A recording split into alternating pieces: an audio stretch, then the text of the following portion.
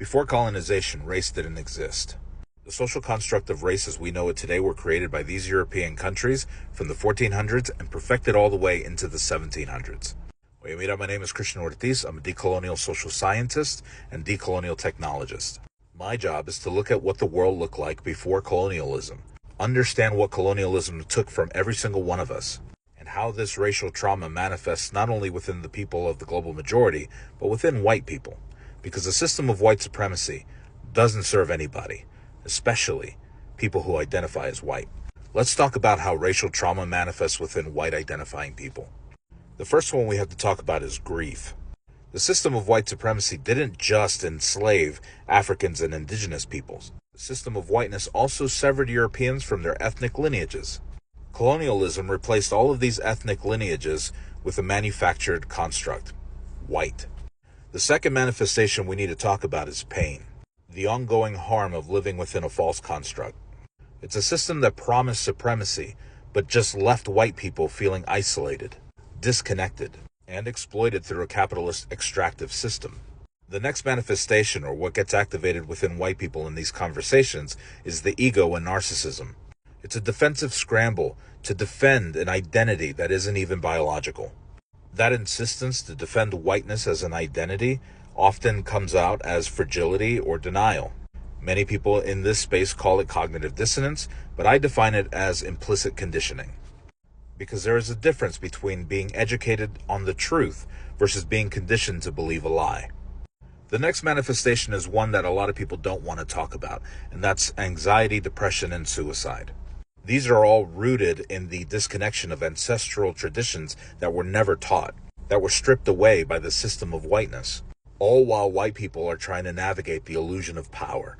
You can trace all of these truths to how unsustainable white supremacy is when you hear white men really feel like failures in this system, when they don't make six figures, when they can't keep up with the Joneses. When you have Southern white men who live in the closet, even married to women with children who can't come out as gay because they risk being alienated or disconnected from their communities, their families, or even their spouses. We also see traces of these that lead to mass shootings here in the United States. Hell, even in Europe. Whiteness conditions people who identify as white to measure their worth through productivity, merit, wealth, and by domination. But the moment they feel that there's a crack in any of this performance, then it feels like annihilation of their identities.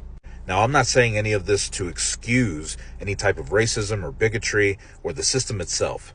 But when you're sitting with the reality of rising fascism, such as in the United States under Trump's regime, and you ask yourself, what do we do next? You educate yourself. You understand the power of decoloniality, decolonization. Liberation is not just for the people of the global majority. It is also for white people to disconnect from the system. The end goal is collective liberation. When we are able to identify the system of white supremacy for what it is and understand how it manifests within all of the arms of the octopus, from understanding how religion is weaponized and blended with the patriarchy, which alone fosters misogyny, sexism, grooms our daughters, getting them ready for marriage at the age of 9, and fuels el machismo in the Latino communities. Not to mention how these same systems contributed to other religions around the world, where we see misogyny in many of these other countries. Colonization is global. No matter where you were born, no matter where you are in this world, you are the byproduct of the system of white supremacy. We are all under occupation. You can follow my Substack and you can see my entire series that I wrote on the system of whiteness. Racism is systemic power. Discrimination is behavior. White culture has no culture. White saviorism. You weren't born white, you were made white.